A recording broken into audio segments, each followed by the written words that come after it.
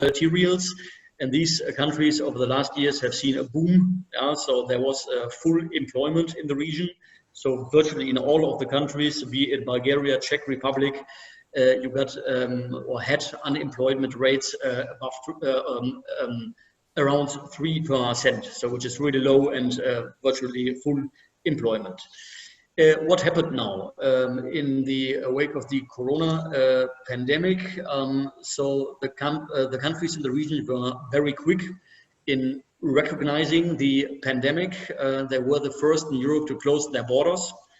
Czech Republic, Poland, also the southeastern European countries closed their borders, so you could not go from Poland to Czech Republic, not from Czech Republic to Germany. This was a move that has been criticized as well on the European level, so because it is a bit against the European spirit, of course.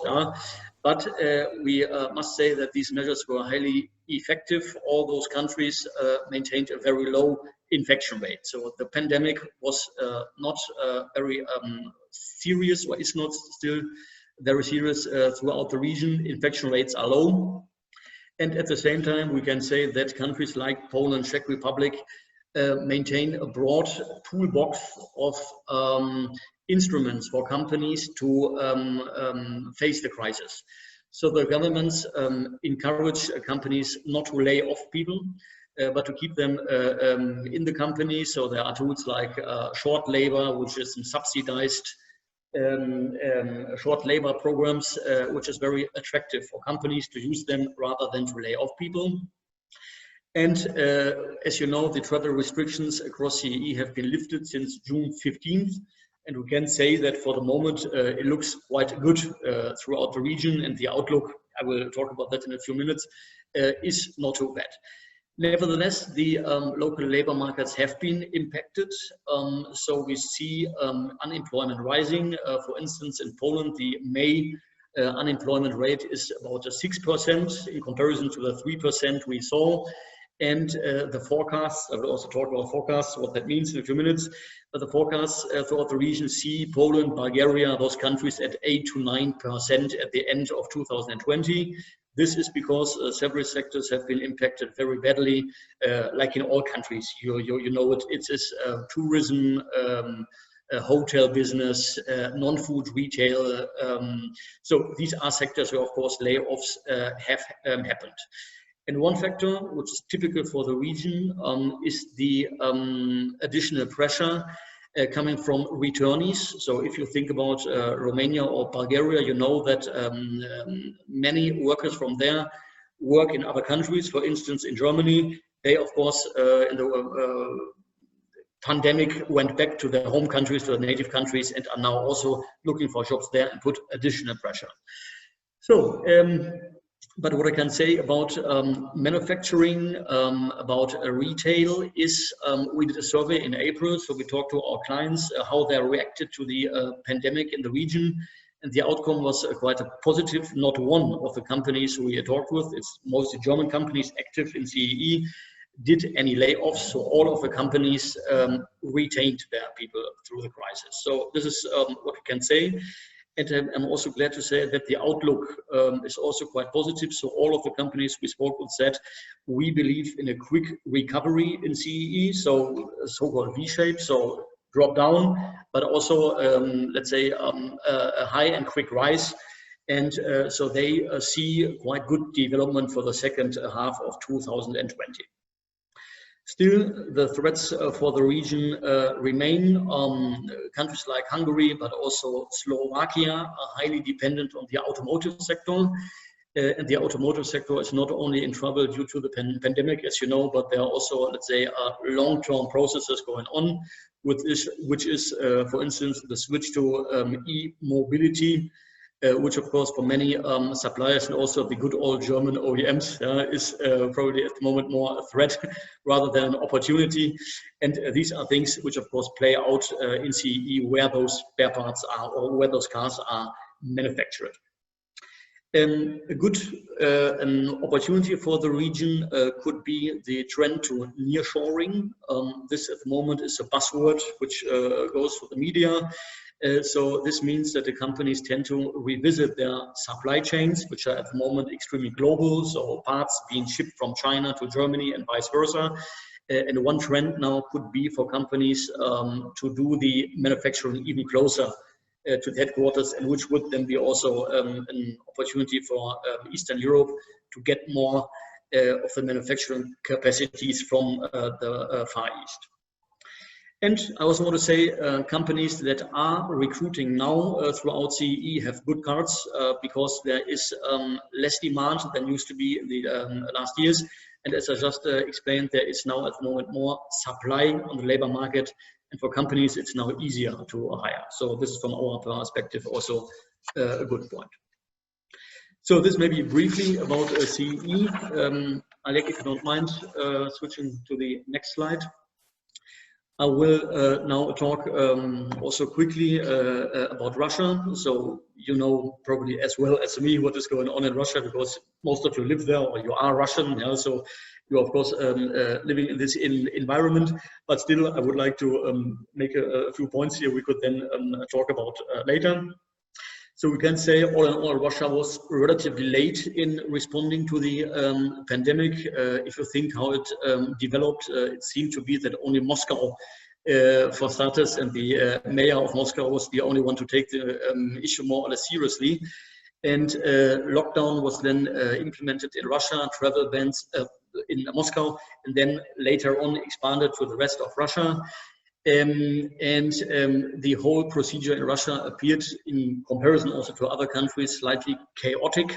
So at some point it was even for law firms and lawyers not clear what the legal situation looked like, what the companies could do, who could operate under which conditions. And I remember very well the presidential announcement of paid vacations, if you remember. Over TV, it took then a couple of days then to find out what that actually meant. It turned out it was not a vacation, it was more an invitation to do more remote work, maybe. Yeah, so it was not really clear. So this is probably a thing that did not go too smoothly. I was going to say, in comparison to other countries, the support programs for companies and consumers for the broader population in Russia are not as strong and as well developed as in other countries. For instance, there is no short labor concept, as I just explained for CEE. And we maybe as a consequence of all this, the travel bans are still in place, as you know. So I suffer from this, you suffer from this, so we cannot go back and forward still. I read today in the press that Germany took or declined the idea now to open the borders with Russia from 1st of July. This will not happen. So Russia is still on the high risk list of countries that may not be visited at the moment. So it's unclear at the moment when flights and the airports will be opened again. Yeah? Okay, so what does all this mean for the HR market? So the survey I talked about a few minutes ago was also done in Russia. So we talked with the German companies in Russia. It's basically the same picture as in CEE. There were no layoffs in manufacturing companies. So companies took all other measures in order not to lay off people. So there was reduction of labor time. There was people were asked to take vacation, but we cannot say that there was a wave of mass layoffs in manufacturing. But still, as in CEE, as in virtually any country, there were sectors which are very badly impacted. Of course, tourism is one of them, and let's say the small and middle-sized companies in Russia, of course, have been affected very badly through the lockdown. Restaurants, bars, beauty parlors, you know, all these smaller organizations, of course, suffered very badly.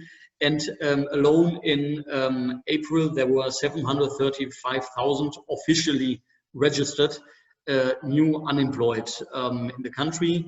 The unemployment rate as of May was a bit less than 6%. To be exact, it was 5.8%. But for Russia, we must acknowledge quite substantial amount of hidden unemployment. These are people who don't work, who don't have any income, but who are not registered officially because they didn't notify about their status. And so the factual or real unemployment rate is not known. So we can say that. So, but I can say that from our perspective, we know that there is sustained demand in certain sectors. IT specialists are still sought after, also in connection with the trend to go to remote work. So companies need to invest in their IT systems and their infrastructures. So this is a trend going on. And there are sectors which have not been affected at all. For instance, the agriculture and food sectors, which were able to work all the time because they had an exemption rule, as you know. So speaking about the outlook, you know, it's always hard to make predictions, especially if they concern the future. But there is one outlook I would like to talk about. So I read about the Boston Consulting Group. They published 4 scenarios, so they analyzed all sorts of data, and they now think in 4 different scenarios, of which they consider scenario B as the most likely, the so-called push-pull scenario, which means that we will have different waves of the virus. So we now had the first wave. Now we see the decline in the infection rate. Later in autumn, a second wave might come, and maybe in the course of next year, a third one. But at one point, there will be a vaccine, and the pandemic will be then stopped for good.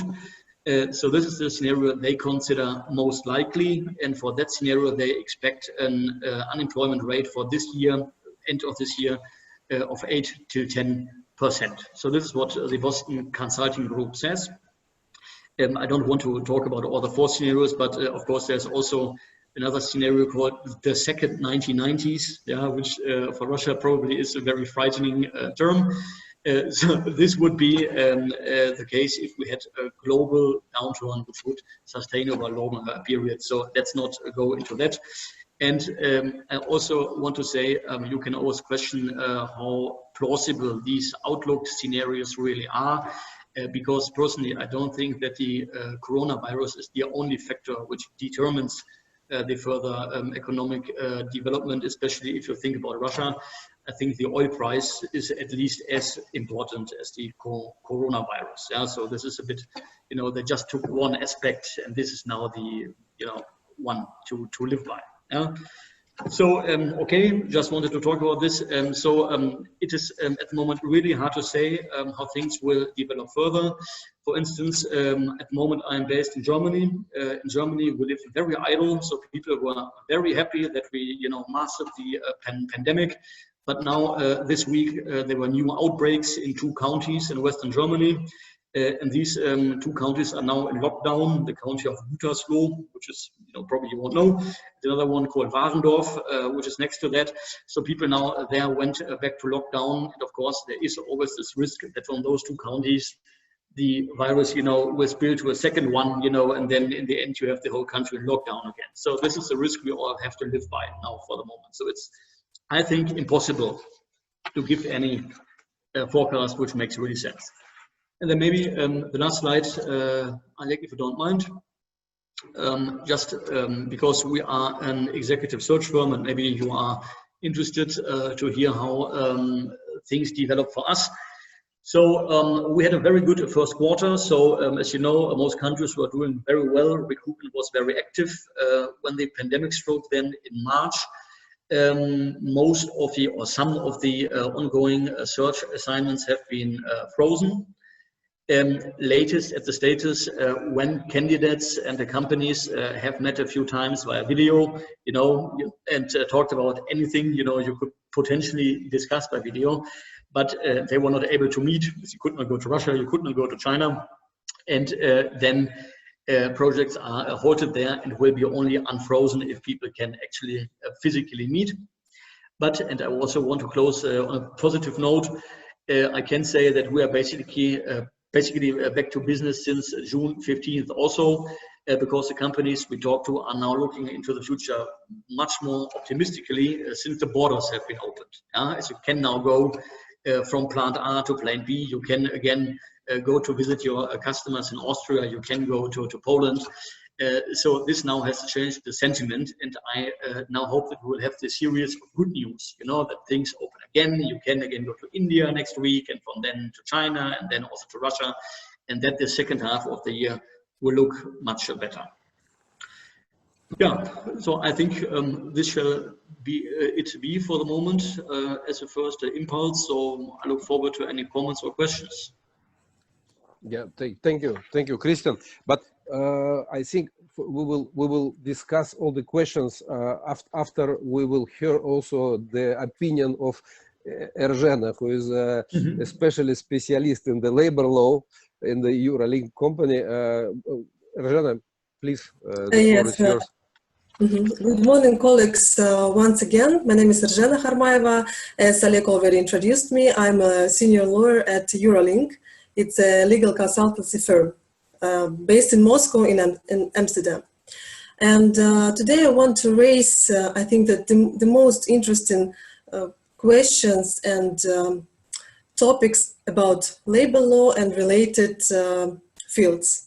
Because now we are all living in a transition period, and it's very important to know the changes in legislation and also to know the practice. I would like to start with our own practice, because our practice during the self-isolation period, working in this period.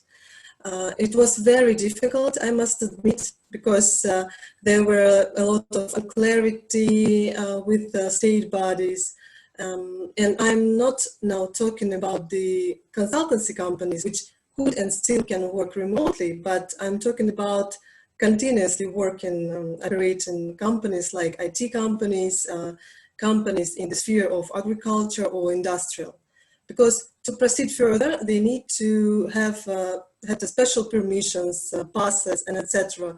This was a huge mess and bureaucracy, but I'm happy to say now that we managed and finally received all the required documentation, passes. Yeah, it's a relief, I must say.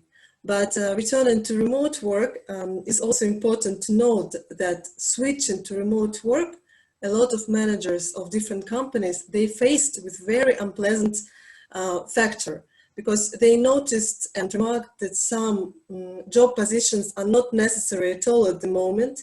And of course, they raised the fair question, how to cut costs. The most popular questions were, of course, is it possible, whether it is possible to redundant staff or to dismiss people, how to dismiss people, or is it possible to cut salaries? And looking to our practice, I must say that the most popular measures were taken is first, as already was told, that it's leave, paid or unpaid. Then the second option was a reduction of working hours and proportionally reduction of the salary, but only with the consent of the employee. And of course, the most popular and the safest one is the termination agreement. So the employer have to realize if he really needs this person or not, and then decide. And by the way, the last option is the safest, I think, and the fastest, because it's almost impossible to challenge the termination agreement in court on unlawful dismissal. All above sounds smooth at first glance, but you may be surprised to know that remote work is not well regulated by the labor legislation. And now there is a draft law on changes to the labor code, and luckily it could help to bring more clarity how to regulate issues on remote work, because now it is written in the labor code, but not concrete, no details. And moreover, it can help regulate relationship between employee and employer. That is also very important. It also should be noted that in Russia and Moscow in particular, the self-isolation period is already ending, and we are all mostly. We are all allowed to return to offices finally, but with restrictions. And these restrictions are not only like self-distancing or protective measures for employees like masks, gloves, etc. But it's also about cleaning the premises, then installing special devices for air cleaning, and so on. So, moreover, the employer have to introduce local acts which shall be kept in the office for 5 years in case of any checks by the state bodies. And failure to comply with these requirements, of course, can lead to administrative liability for the company and for the employer, for the general director. The maximum fine is 300,000 ruble per one case on company, or suspension of activities for 90 calendar days. And I think that this is the worst case scenario for the company, to be suspended from any activities at all. So you see that now it is possible to return, but there is a good question. Is it realistic to comply with all requirements established by the state? Is it possible or not? Because we see from our clients that most of them have already decided to stay on remote mode regime for the time being. And because the threat of the virus spread is still pending, and it means that all requirements will also be valid until the threat disappears. So it's a good question for all companies, what to do, how to continue working. And well, talking about labor law, we cannot forget about expats, of course. Since we are international companies, we are very closely working with foreign people, we employ foreign people, and of course it was a big disaster, and it is still an issue, because now, for example, it's not possible to issue invitation letters. It means that nobody are welcome to Russia. And there are a lot of people stuck abroad. There are a lot of people stuck in Russia with no answer, because the state bodies cannot give you clear understanding of what is going on now. Recently, by the way, the government introduced so-called migration amnesty for those people who are stuck in Russia now, but luckily for them, it's not need to prolong their visas, to prolong their expired visas, expired migration card and other documents until 15th of September.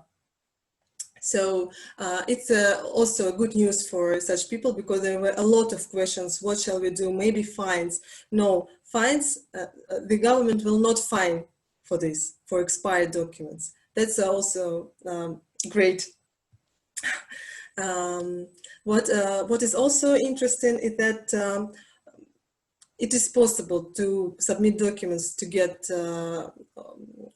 work permits only for those people who are now in Russia, but it's not possible for people who are abroad, unfortunately. But talking about visas, I told that it's not possible to get invitation letters like for business visa, but also the government introduced a so-called algorithm on technical visa obtainment. So it is because there were a lot of questions from the companies who supplied the equipment, but they cannot install it. And the algorithm now is follows. The supplier, the Russian buyer, the company, shall apply to the correspondent ministry with a request to invite certain specialists here in Russia. And the ministry in its turn shall apply with the same request to the Ministry of Internal Affairs and to Federal Security Service. To be honest, I haven't faced with this new procedure of invitation letter obtainments, and I will be very glad if our participants of this event can share your experience, if maybe you have successfully received such invitation letters, or you heard something about it, it will be very useful to listen to your experience. Yeah. And to sum up my performance, I want to say that we are returning to a normal life, but with restrictions, and this is our new reality. We have to live it, and we expect now, of course, more checks from the state bodies on compliance with all requirements established. And we also expect a lot of cases on unlawful dismissal, on unpaid salaries, and so on. And we strongly recommend everybody to stay relevant and to stay updated, to check and monitor the legislation change, and of course, be safe. Thank you. Thank you very much, Erzhena. But it's sure that for all companies which work in Russia, it's very important to maintain their teams, but in the same time to be, how to say, able to pay them, because Yes. for example, yesterday we talked with one of our members company, and it's in the logistics sphere, especially it's not Alex, Stefan. And this company during the April get only, I think, 5,000 euro turnover with over than 50 employees in Russia. And of course, also I think the problem in Russia, as you know, that the measure which was elaborated to support small and medium company, they are cannot be applied to the company with more than 49, I think, % of foreign shareholders, which is, for example, not the case in Belgium, in Luxembourg, practically in any European countries. Do you have something to say on that? Maybe you have some clients who trying to apply it to these measures, which was made by Russian side.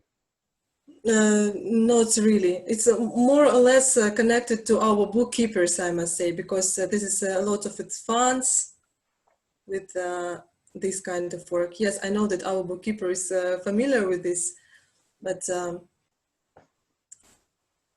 nothing concrete I cannot share with you. Because we even in the beginning, I think, of April, we send together with the French-Russian Chamber of Commerce, Italian-Russian Chamber of Commerce, we send a common letters to the Russian governments to include also the companies with the foreigner shareholders from the list, but until now there is really no, unfortunately, any reply. I propose to all of you, to participate with us. And I prepared a few questions which was not yet discussed today. And my question is more maybe to Christian, but it's also to Erzhena. But in your opinion, in current situation, how the artificial intelligence, the AI, will affect the human labor resource, and how soon we will have these difficulties for, I mean, human. Understood. So I would say the artificial intelligence is a long-term trend that has been going on before the pandemic started, and it will, of course, continue after it wanes. So I think at the moment it has no immediate special impact. I think that other factors at the moment are more important, which is the immediate reaction to the new pandemic and the measures which are followed. For instance, a very important trend at the moment is remote working, for instance. Yeah? So companies have to tackle that. So because we work with all those European mid-sized manufacturing companies, you know, and many or some of them were not able to organize any video calls, so that they didn't have any IT system for that. They could not use Microsoft Teams. The IT was in no way prepared for that. And I think this is now the immediate problem they tackle. And artificial intelligence is more of a long-term background trend. Yes, Christian, but when I mean artificial intelligence, I also means the robotization. Yeah. And the robotization, as we know, it's already there. Many, for example, we have example of our members company which use, for example, on European side, especially in Belgium, around 10 person as a day team. And for example, in Russia, the same company in the same size factory continue to use around 150, 120 personnel. And for example, in this area, how it will evolve, and would you expect some also recovery in demand for labor resource soon? Okay, so first then to talk about the automatization or robotization trend. So this, of course, as I said, long ongoing trend, which is in some countries quicker than in others. As far as I understand, it is connected to the cost of labor.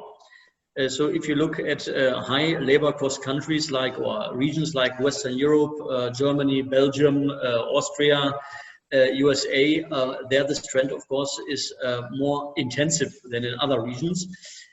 So we see the trend now over the last years coming also in CEE. As I said, there was also Central Eastern Europe, Poland, and so on, because labor cost is going up there due to the high demand. And as labor cost goes up, automatization becomes more attractive. And this is called Industrial 4.0, I think in English would be the right term.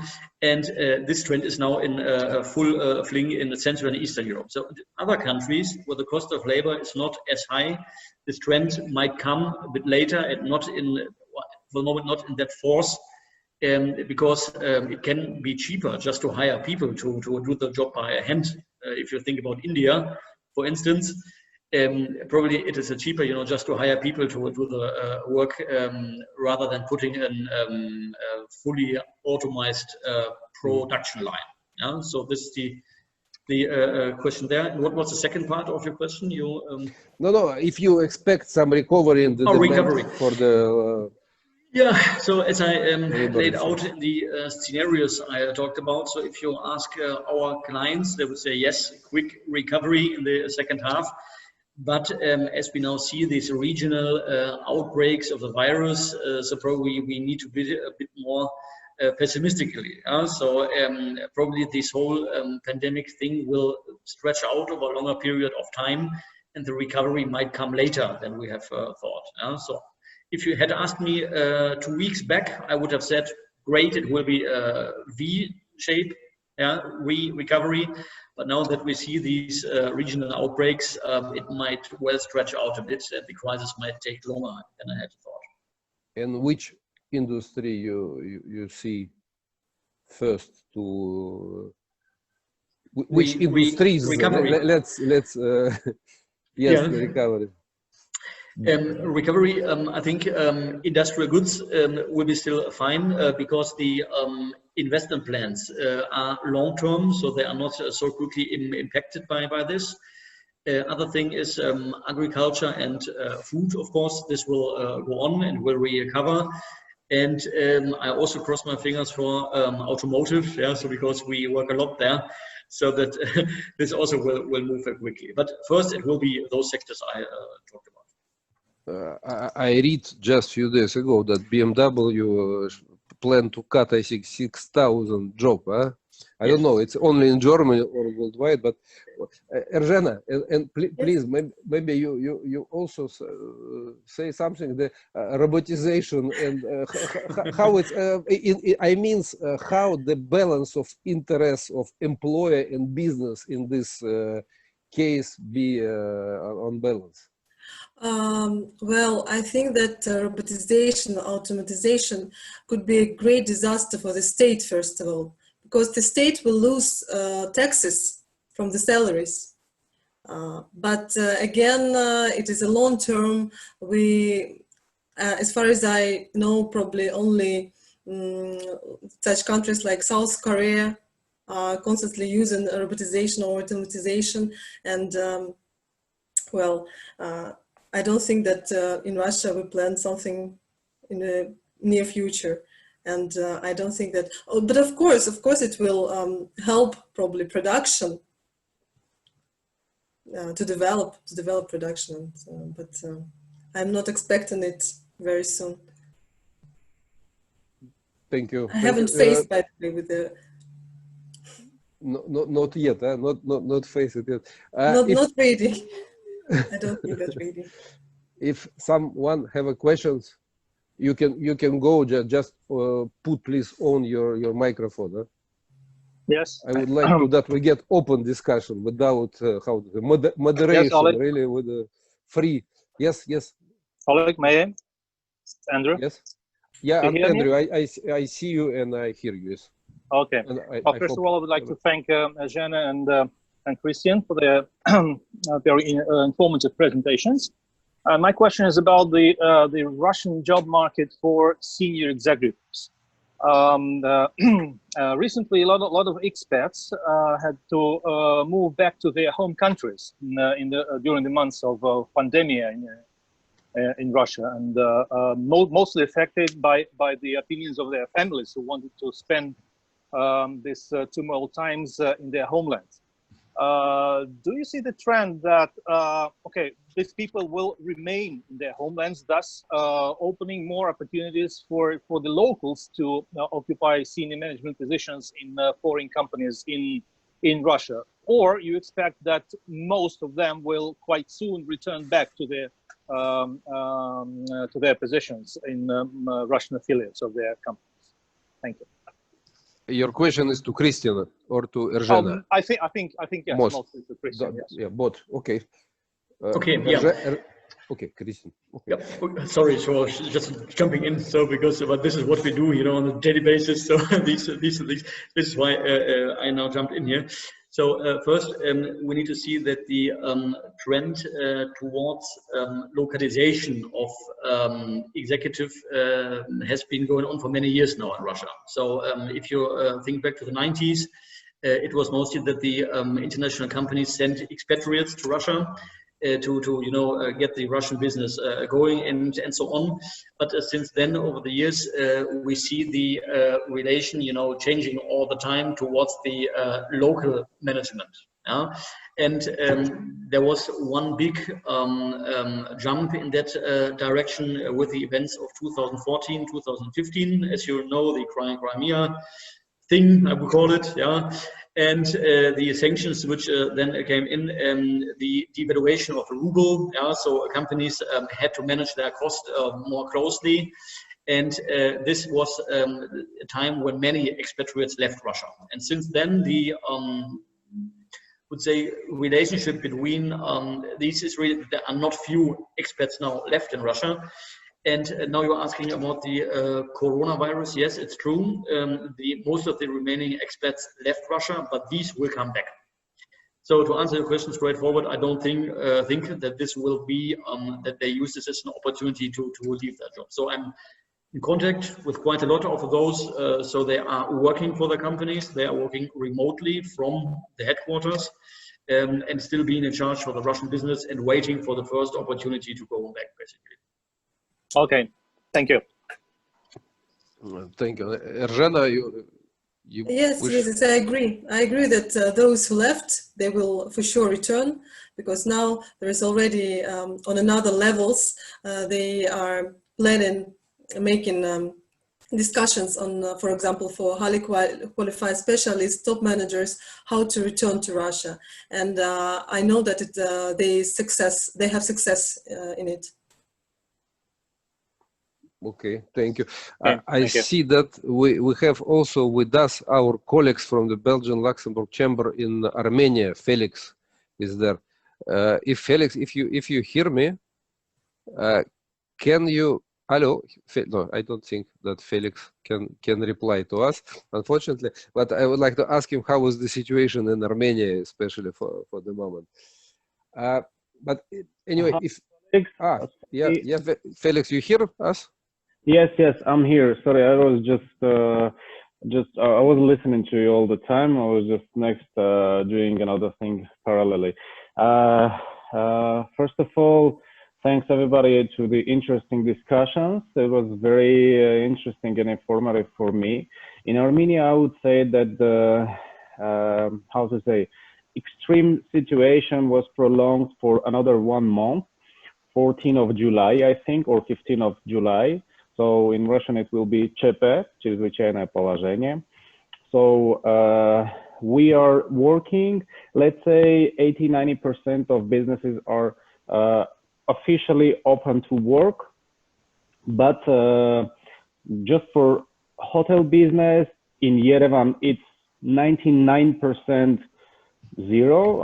99% of hotels are working for zero. What we have interesting this period in hotel business, it is like everybody who was traveling always in this period from the Yerevan. As you know, the Armenia is about 2.53 million of population, and half of population is concentrated in capital Yerevan.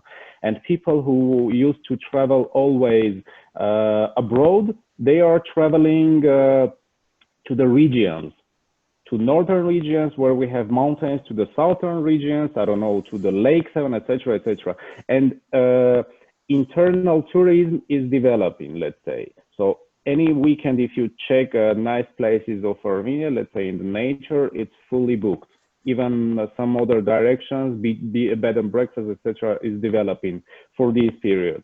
So the economy segment, entry level of this business is developing, let's say, for this period. So the restoration is about 20–30% in comparing with last year, month of May or June. So average is this one. Retail is more or less the same.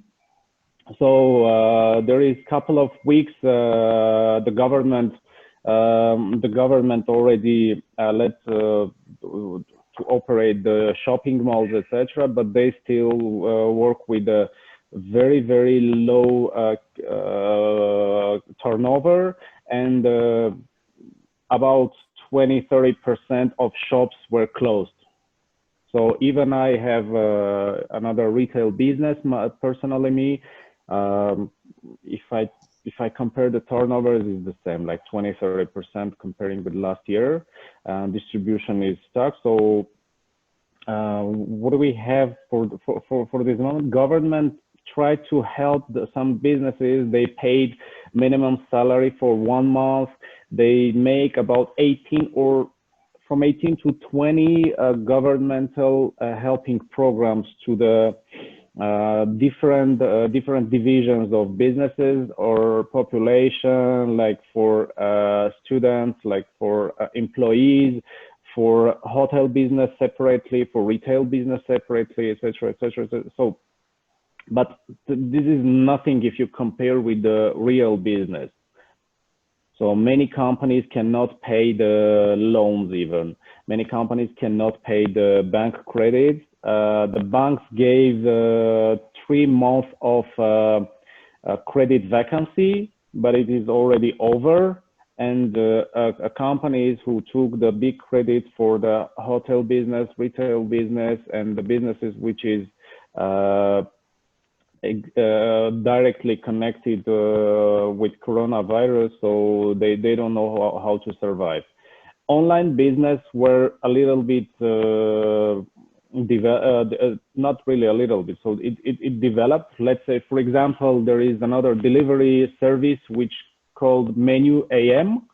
They delivering food.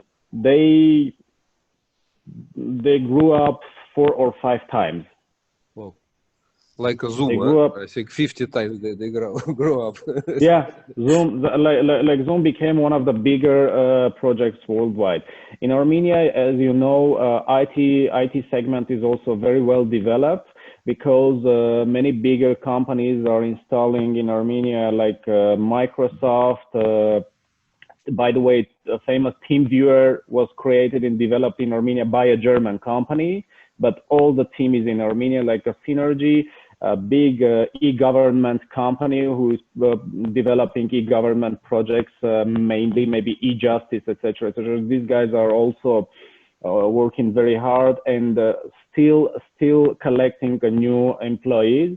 and also gambling business is also developing very well. So the IT business here is 90% of IT companies are fine.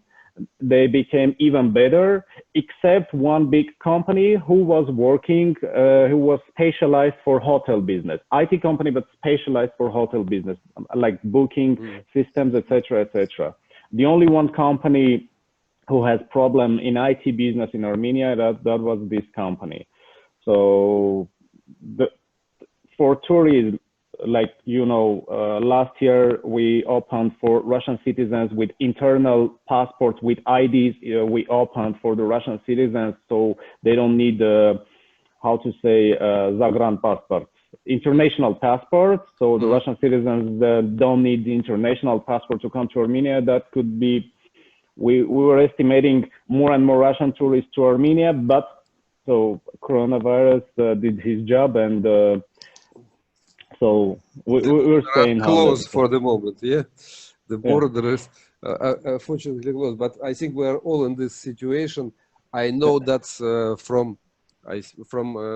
now, for example, especially today, there are flights arriving from Frankfurt with more than 100, I think 50, especially expat CEO who was in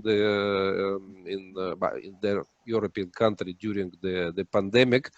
But there is also was only approved by FSB persons.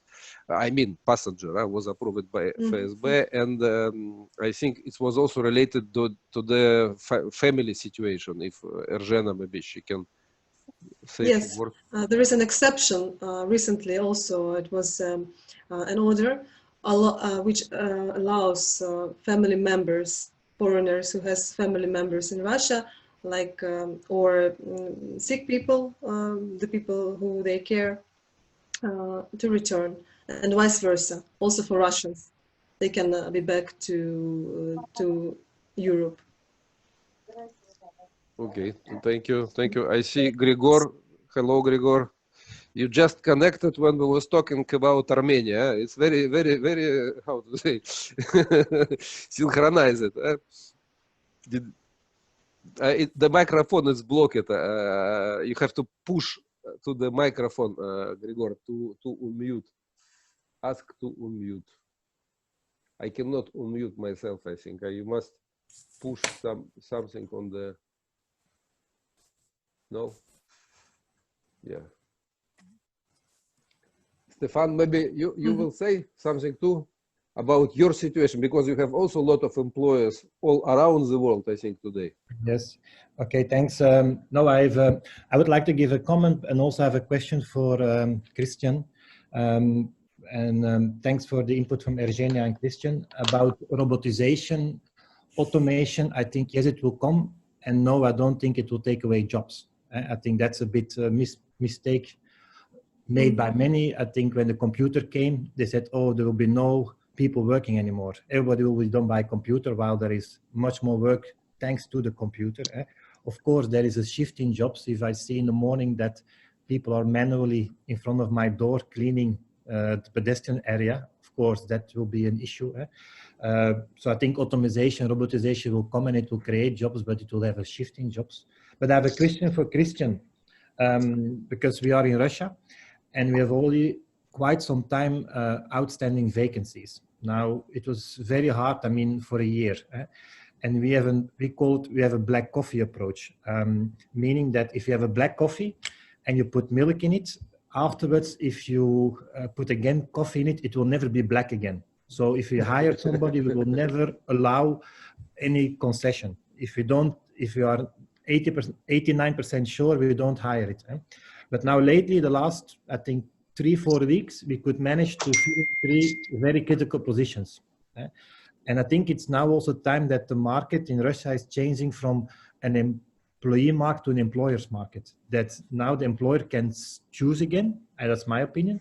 I don't know if you agree with that, maybe except IT, because probably there will be a high demand on IT people. But do you think that really now it's again that the next months, years, that it's the employer's market, and we as an employer, we have more options to choose between brackets, new people? What's your opinion on that?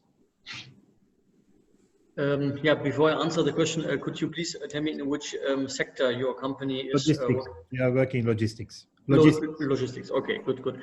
So what I can say, I think that the market has been shifting towards the direction you talk about for years now. So I remember when I started working in Russia, it was an employees market. So if you think back early 2000s, the long economic boom that was going on in Russia with all the foreign companies coming to Russia, be it automotive, be it consumer goods, pharmaceutical, whatever, all at the same time coming to a country where there was not a large pool of qualified candidates to work with, because hardly anybody knew English. You know, there was no, let's say, trained workforce you could use. So this was extremely tough then to find people and to retain people. If you probably also many years here, because I see you. And compared to that, the last years have been quite relaxed for employers. So it's now easier for companies to choose from a larger pool of well-trained, qualified people who have experience with foreign companies, who are trained in foreign companies, and who you can just work with. You can hire them and work with them. And now, answering your question finally, what is the trend now? I think you are right, because many companies now are under pressure. There is less opportunity for job seekers, because less companies are hiring. And this, of course, means good times for people, for companies who want to bring in people and can choose more. Because if you don't have a job, you will be happy, to work for a foreign company. Or if you want to grow professionally, and you are open for some opportunity, there is less on the market, and for you it will be easier than to bring somebody on. That's clear. Absolutely, yes. Okay, thank you. Now, Grigor, now you can say maybe a few words, because I have a question to you, especially Grigor. You are in the banking sector. You are in the banking sector, and artificial intellect, as we know, it's used, for example, in Sberbank in Russia, even in the legal part of the services. If in your practice, do you have some replacement of human by the machines? Yes. No, it's difficult to say, of course, but it's the process that is going on till the last 2 years. During the last 2 years, it was the restructurization of our bank, and some employments was going out. The new is coming. It was changing. It changes the staff. It's much more people is connected with the artificial election, as you told, and the front office is a little bit going down, the employment in front office, and then the back office is going on. So it's a process. During the last 2 years, we are working by this direction to find to be connected with, to be in the modern trends, possible to say. This is my answer for your question. Thank you. Unacceptable, but this is the process. It's not just a new idea. It's necessary to change. It was well understandable 2 years ago that it is necessary to change, and step by step we are changing our policy in the bank. Thank you, Grigor. Yes. I have also Laurie, who would like to ask questions. Laurie, did you hear us? Yes. Yes. Now. Wow. I have to meet a colleague right now, but I will ask my question really quickly then. I wanted to ask, questions were already asked about expats, and I wanted to ask you, Christian, as you said, in 2014, a lot of expats went back home, and costs were cut in that way as well. Do you think that the trend will repeat itself, companies will get rid of expats, or they still need their expats here, and in which positions then? what is the trend? What do you think? Yeah, thank you for that question. Personally, I believe there will always be some expatriates also in Russia, like in all countries. But it is quite limited to a couple of cases. So for instance, I would just name maybe 2 or 3 typical situations where expatriates are still used. So one typical situation is technology transfer. So let's say a company says, I want to build a plant somewhere, set up a workshop in Russia, Volga region. Then of course you need people to be sent from the headquarters, you know, on site to be technologically in charge for the process. And but this will be or is then a very well defined project. So the people go there for 1 or 2 years and then they go back for the headquarters. But this is one very common case. Another common case is big multinational companies. As I'm German, I would say Siemens or Volkswagen, but the same is true for GE or other companies. It doesn't matter where they are from. They have a global rotation system for their executives. So they will send somebody from the USA to Russia for 3 years, and after 3 years he will go to India, and after 3 years to China, and then go back to the USA. And this is a global rotation system to make sure there is a constant best practices approach. So these people look into all the markets, you know, and the companies want to make sure they operate in the same way and up to the same values in all of the countries they work in. This is something in big corporations mostly. And then the third case is the mid-sized Belgian or German or Finnish company would say, I need a person I trust, and I trust only my countrymen, and I will send a Finn now to St. Petersburg to be in charge for my Russian business, would say, than the Finnish company. So these things happen, but more and more rarely. So it used to be like that, very common in the future, but this is now very rarely. And if these cases happen, it is usually not that they would send somebody from the headquarter who does not know Russia and who doesn't know the country, but it would be a so-called local expatriate, somebody like Stefan, yeah, so who lives in Russia, who probably speaks the language, I don't know, yeah, who knows the culture, yeah, more or less, and it can be like myself, like yourself, and can be then the cultural bridge, basically, between the country, in this case Russia, and the headquarter. So this happens, but it's not as common as it used to be. Maybe I can add something, Laurie. Maybe we're an exception. We are not so big in Russia, 200 people, but we are hiring more and more expats, but all in commercial positions, because our customers are non-Russian customers, but they are based, like Siemens, for example, in Russia.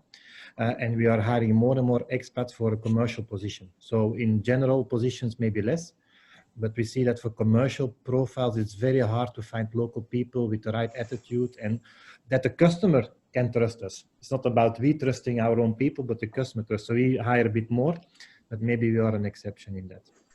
Okay, thank you for your answer. Stefan, and this commercial, you are engaged them as expats, or they are working remotely in European country? With I mean, we have because your customer generally is worldwide. We have people we hire in Belgium for Russia, and they travel every month 2 weeks per month to Russia, which is not the case at the moment. We have really expats who we will hire in Belgium and they move to Russia. And we have local people who are living here for a long time and they change job. They have a local contract, but of course they have some conditions like insurance, which are expat conditions, or we support them in the housing. So it's a threefold kind of approach. Mm-hmm. Okay, thank you. I just would like to come back to the question of the travel. And as I see, Anatoly Ivanovich is with us today. And we just talked 2 weeks ago in our web launch with Anatoly Ivanovich Arkady. And if it's maybe some updates on the possibility finally to travel between Europe and Russia, please, Anatoly Ivanovich. Okay. 2 weeks ago, I said that the most probable date for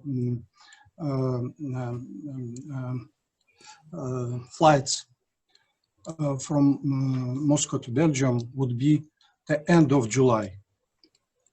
For the moment, I could only reiterate such an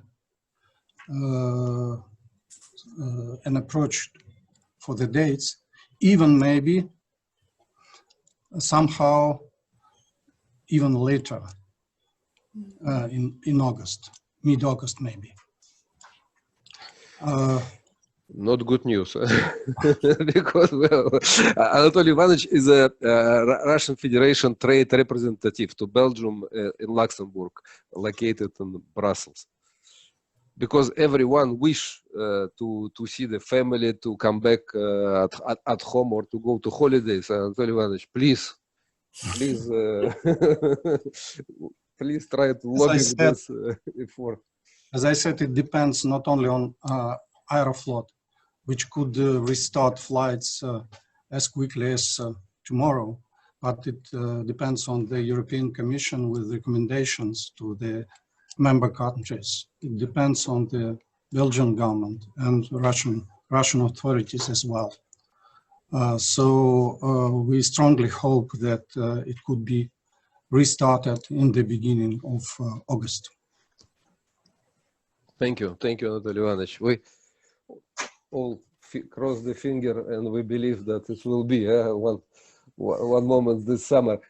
Colleagues, do you have something to say? Maybe Mr. Thierry, do you have maybe some questions? Oksana, sorry, Oksana, I just saw you. Please just activate your microphone. Yeah. Oleg, thank you very much for invitation. It was really interesting conference, and I think I'm really inspired by all the speeches and presentation. And I have two questions. One question to Christian. Christian, could I ask you a question? You may, in your presentation, one interesting sentence was written in your chart, that in Russia we have a lack of smart HR tools.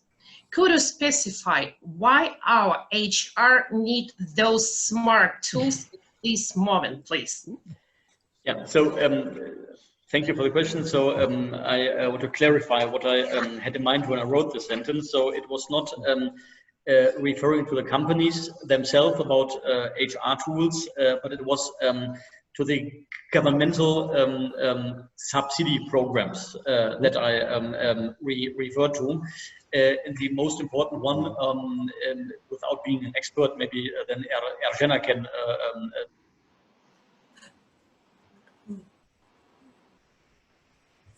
Christian, your microphone is cut. I don't know why, but your microphone become cut. Can you hear me now? Yes. Yeah, it seems I pressed the wrong button here. And so I was just saying that I had in mind the short labor program mainly, which has been or is used very widely in Western Europe, especially in Germany, but also across CEE. And it is the most single effective tool for companies to retain people rather than laying them off. And there's no such program, for instance, in Russia. And this is what I had in mind. Thank you so much. Now it's clear. Thank you. And one short question to Erzhena. Erzhena, you mentioned that it's possible to invite engineers in order to install the equipment. Where to apply this invitation and how to proceed? Do you know? Do you happen to know that? Well, we just discussed it yesterday with Erzhena. We had also a long talk about the situation. Yes, the government allows us to get such invitation, but it's extremely difficult because you have to have a special invitation letter, as we understand. And as I told, we haven't faced with such experience right now, because probably just people don't want to face with a very difficult procedure. I don't know why, but I haven't heard of anybody who received such invitation letters, but it is possible. It is possible. May I say something about this? Yes, please. That is Ludovic, I think. Yes, it's me, Thank Ludovic you Schlingerman. to join us, Ludovic. Yes, it's me, Ludovic Schlingerman. I know about such experiences. not in our own company, but I know that Ksenia Bortnik, the Migration Committee Coordinator of AEB, has a lot of experience with this. And because they get a lot of questions about this too. And what the company in question has to do is the Russian company who has purchased the equipment abroad has to apply to the ministry that oversees its activities.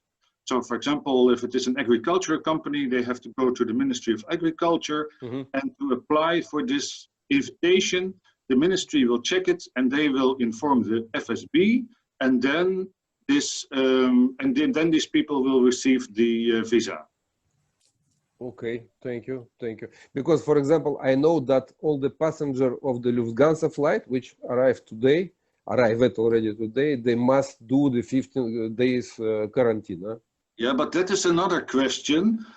So the people who were on the list with the special HQS top executive permission to return to the country, it was an initiative of the AEB, and but it is not in relation with installation of equipment purchased abroad. This was to do something about the situation that top directors or just directors couldn't manage their company because they're stuck abroad. And there was a discussion set up with the government, can we do something about it?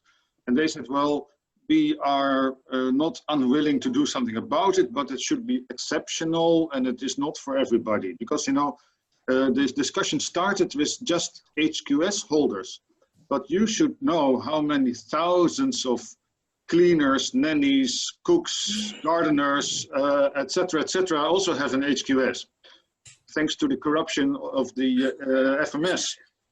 And the government is very well aware of that. So they said, no, HQS is not enough. You have to give us something more that we can work with. So then so of course they ended up with top directors. First list consisted of originally 60 people. The government deleted 3. They thought that they decided these 3 were not really eligible. I don't know the reasons. And the 57 people got permission, but not all of them have returned. The first of these have returned already 1st of June via Finland. And a very big number of others have returned on this Lufthansa flight on 10th of June. The Lufthansa flight also contained people who were not on the AEB list, but who were on a list of the German embassy, although this list was not approved by the government. And with the help of the AEB, this list was also yet approved just 1 day before the flight. And then, because of this fantastic success, of course, a lot of people said, I also want to come. And then a new list was formed, 190 people. And this was in cooperation with all the EU embassies. So a lot of people, also the AEB, opened it to non-AEB members. And to everybody's surprise, the government also approved this list. Yesterday it was approved. So another 190 people can come back. But this is really the success of AEB's migration committee and their very good connections. A lot of lobbying activities have been done. It is not just one ministry. There were 5 ministries involved. The FSB was involved. These ministries were referring to the other. No, this is not me, you have to go to the other. This is not us, you have to go to transport ministry. Oh, no, this is Ministry of Foreign Affairs. Oh, no. So it was like a go around all the time, but finally after a lot of midnight phone calls and whatever, the success was achieved. I doubted that there will be a 3rd list, actually, and because yeah, you can just not keep on going, you need to keep on going, making lists and lists and lists, because then it's not exceptional anymore.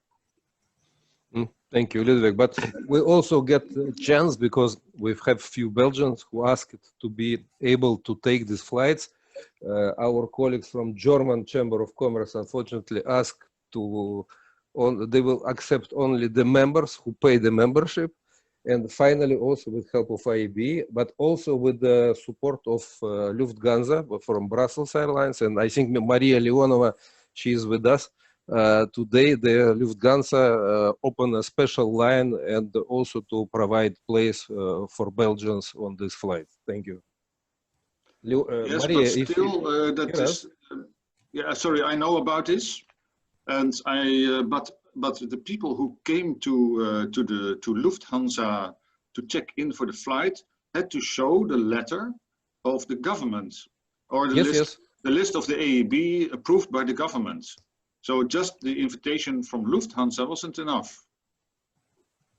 Well, was not enough. Yes, they have to ask to the government to provide them some documents. And I also want to point out that lots of EU embassies had already been trying to get such permission for their nationals, but they didn't succeed. The government was not willing to listen to one of the EU embassies.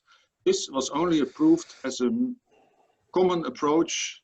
I don't know why the AEB was allowed to do this by the government. But they did allow it, but they did not allow individual embassies to do it.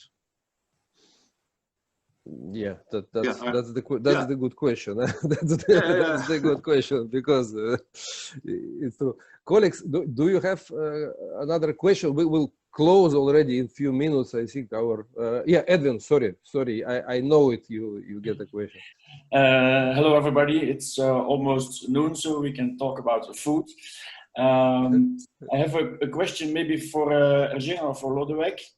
During this period, I took the time to prepare to set up a new small local business as an individual entrepreneur. Mm-hmm. And actually a quite important question is when I have this IP structure, is it possible to employ extra staff, people if necessary, or temporary or permanent?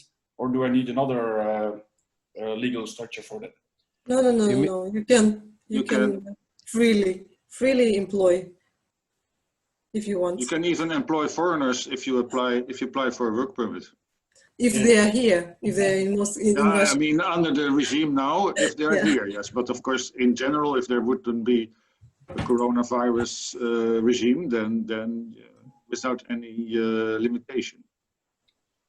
And then just one more thing that Ergenia mentioned, the quite strict measures if you want to organize the work on a location in an office or a restaurant, whatever. Mm-hmm. Where to find the correct information, because when I hear around here actually people know nothing about what they are allowed to do or not, and I would like to avoid suspension or straf.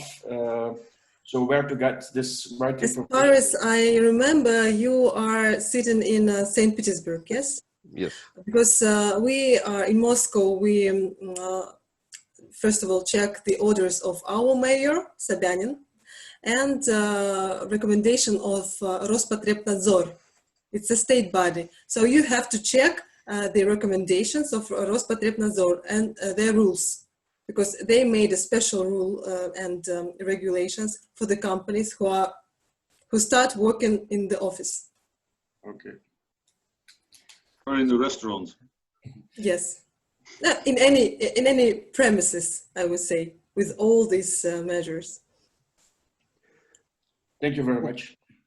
Okay, thank you, Edwin. Thank you, dear colleagues. Thank you to join us. We will also organize in 2 weeks a webinar on sustainable development, on how to attract financing to the Russian investment, to the trade between Russian and European Union, especially by the emission of the green bonds, by applying to new rules on sustainable development.